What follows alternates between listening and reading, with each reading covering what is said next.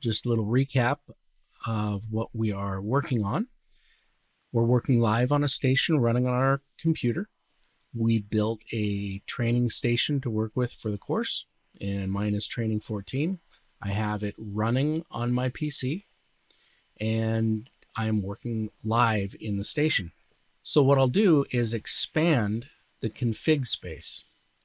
Now this config space or folder or container is where the meat of our station is going to live. That was the config.bog file that you created when you created the training station.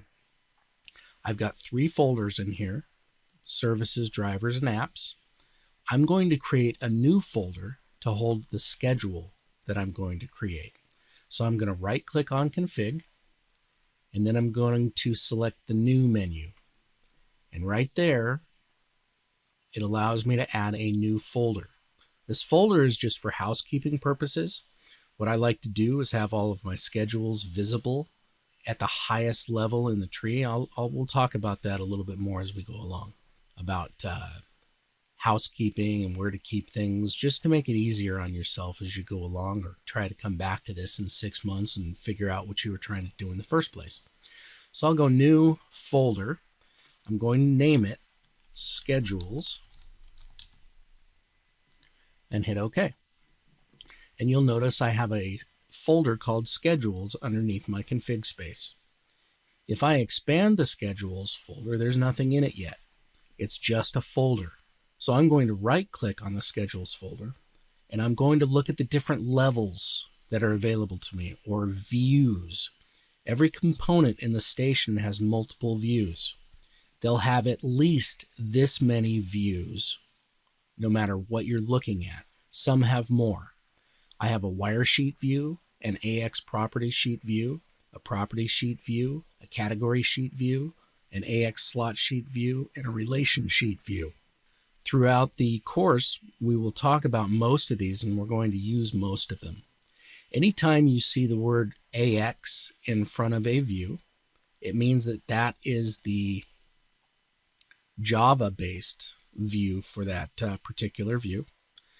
And if there is another one in there that just says, for example here, it just says property sheet, that's the HTML5 view. We'll be covering that as the course goes along. I want to go to the wire sheet view of my schedules folder.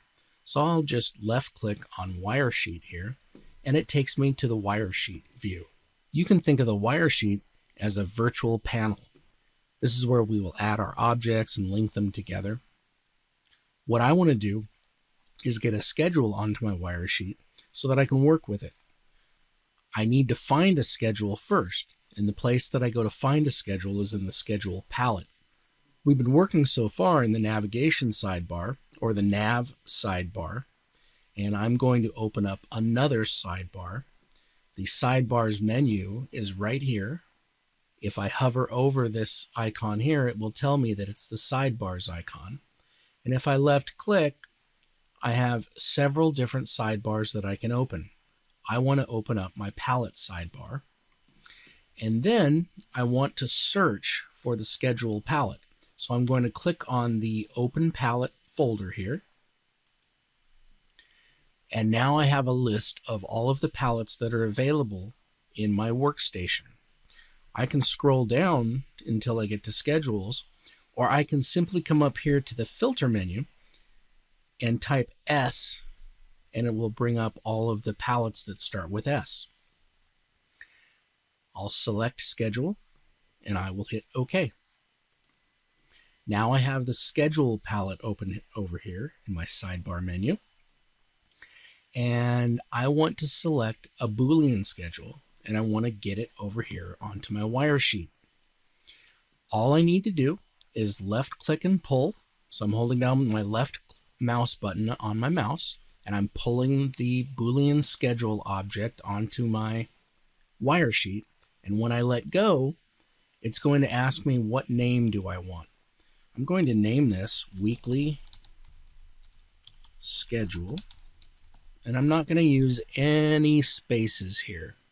I'm going to make this all one word, and I'm going to separate the two words with a capital S. This is referred to as camel case. Hit OK. And now I have a schedule object on my wire sheet. This little box over here, if I hover my mouse over it, will allow me to click and pull to make this object a little bit bigger. The next thing that I want to do is I want to go in and edit my schedule. So I'm going to right click on the schedule, go to Views, and select the AX Scheduler view. The AX Scheduler view allows me to see and edit the weekly schedule. You notice you've got Sunday, Monday, Tuesday, Wednesday, Thursday, Friday, Saturday, and then times down here. I'm going to look and find Sunday, and I'm just going to left click and pull down to add an event. You'll notice that this event goes from 3 to 6 p.m. and it says true. When I brought this schedule in, its default output is false, which means that for every day of the week, this schedule is off. So all I need to do if I want it to be on during a certain time of day on one of these days, I just need to add one of these events. So this event is going to be true or on from 3 p.m. to 6 p.m. on Sundays. So now I have an event that is true from 3 o'clock to 6 o'clock on Sunday. What I'm going to do is right click this event and delete it. So if I right click the event and hit delete event, I can clear out the event that I want to get rid of. What I'm going to do now is create a regular schedule for a week. Monday through Friday, I want this schedule to be on from 6 a.m. to 6 p.m. So all I'm going to do is left click here around the 6 a.m. mark. If you miss it, that's okay. You can always clean it up. I'll scroll down here and I'm going to miss this one. I'm not going to get it all the way to 6 p.m.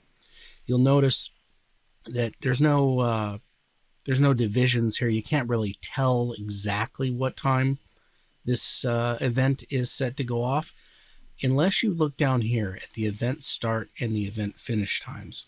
So right now I see that this is set to turn off at 5:30.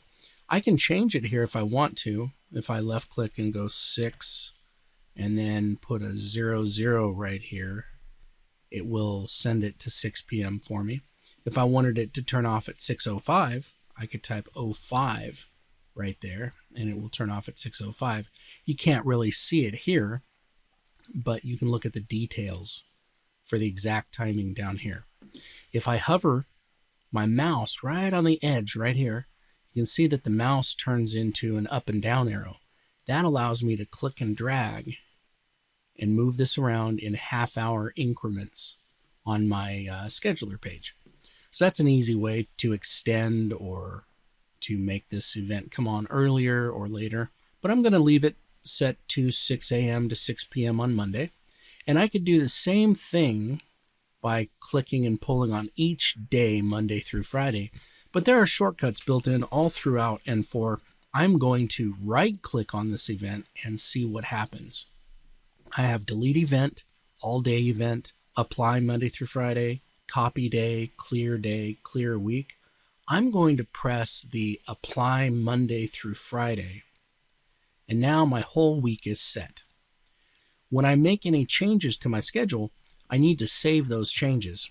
The way that I do that is to come down here to this button where it says save, and I will press this save button, and now my changes have been saved. When we tell our customers that they need to come in and change a schedule, we don't tell them to go make the schedule true on Monday or false on Wednesday, make it false on the weekends. We always want to keep the end user in mind when we're creating things in N4. And so in order to change this so it doesn't say true and false on these days, we can go to the Properties tab down here at the bottom of the schedule. And you'll see that the facets property here says true text equals true, false text equals false. I can change that if I click the double chevron here. I'm going to left click this. And in the true text property, I'm going to change the value from true to say occupied. and the false text value to say unoccupied.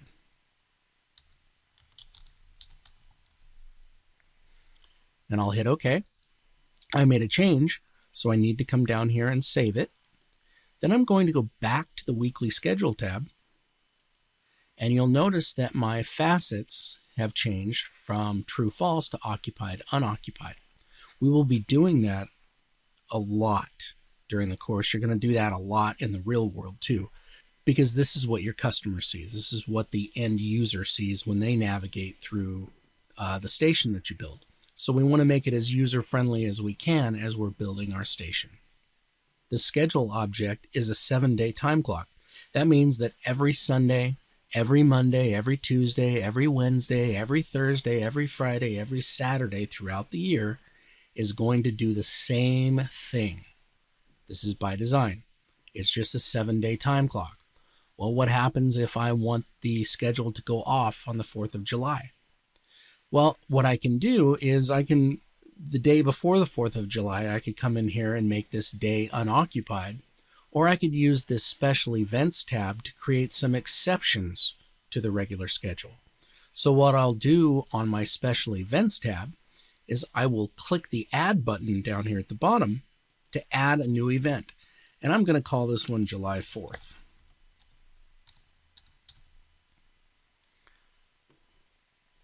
I have a choice of a date, which is a specific date, a date range, week and day, custom or reference. We will use most of these throughout our labs, and you'll see what the difference is as we go. But for now, July 4th is a specific date on my calendar, and I want to tell it to do something on July 4th. I don't care which day of the week July 4th falls on, whether it's Sunday through Saturday, but I do want to tell the event that it is the 4th of July, and if I leave the year in here, it will only pick July 4th, 2020. So what I can do is hit the little drop down button here and select any year. Now this will add an event that will happen every year on July the 4th. So I'll hit the OK button to add my event. And if I look at the calendar, nothing up here has happened. You'll see what I mean about nothing has happened in just a second. When I create a special event, I have to tell it what to do.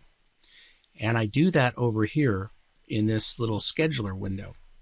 And on this particular day, I want my schedule to be off for the entire day. I could left click and pull down just like I did on the weekly schedule tab. But one of the built-in shortcuts allows me to right-click, and I can choose either an all-day event, or I can choose the schedule defaults. If you remember, back when we added the schedule and went into the scheduler for the first time, everything was off. Those are the defaults. So I'm just going to hit the Schedule Defaults button, and now on this special event, it's going to be unoccupied. I will save my schedule. And still, I don't see anything come up here for July 4th. If I deselect this special event by left-clicking in the white area underneath it, you'll see that all of a sudden, July 4th pops up. And if I go to July 2021, for example,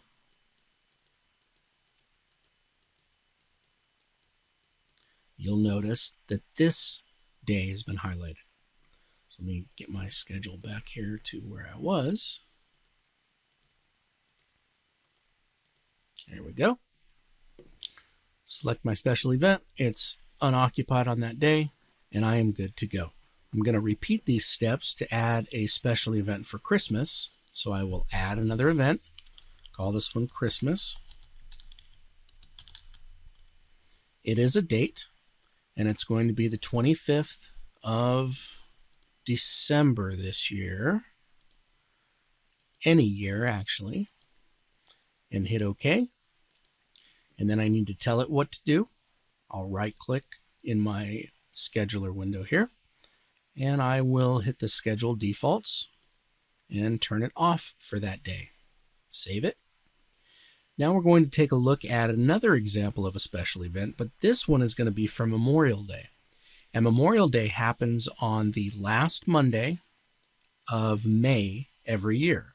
So when I add another special event and call it Memorial Day, if I wanted to go in every year and pick the day that it falls on, I could do that. But there's another event type here that allows me to choose the week and day. So I'm going to tell it that on Monday, the last 7 days or the last week of May, go ahead and add a special event. And we'll tell it to be off on Memorial Day. So come over here, right click, schedule defaults, goes off, save my changes. The next type of special event that I'm going to add is for spring break. So I will add spring break to my special events. And this one is going to be a date range. Now you can pick any date range that you want, just make it a week sometime. I am going to use the little calendar button here and launch my calendar editor. And I'm recording this in March of 2020, so I'm just going to move into April 2020. And I'll choose the week of April the 6th through April the 10th. And this event will be referenced then for that week. When I hit OK, I need to tell it what to do. And I will right click over here and go to schedule defaults, and it's going to turn off for spring break. I'll save that. And now I have some events loaded here. I'm going to deselect all of the events here, and you'll notice how my calendar, kind of a quick reference, I can't do anything, I can't left click, and these aren't links to anything, but it gives me an idea that something other than the normal schedule is happening on these days in this particular schedule. So a lot of times I'll get the question, hey Jeff, what happens if I have overlapping events? Let's just say that during spring break, the janitors wanted to come in and clean the floors. So I'll put the floor cleaning in here. And that's going to be a date. It will be, I'll just pick it on the calendar here.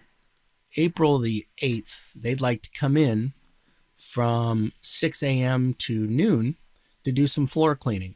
So what I can do is add an event here. I'll left click and pull, just like our regular schedule.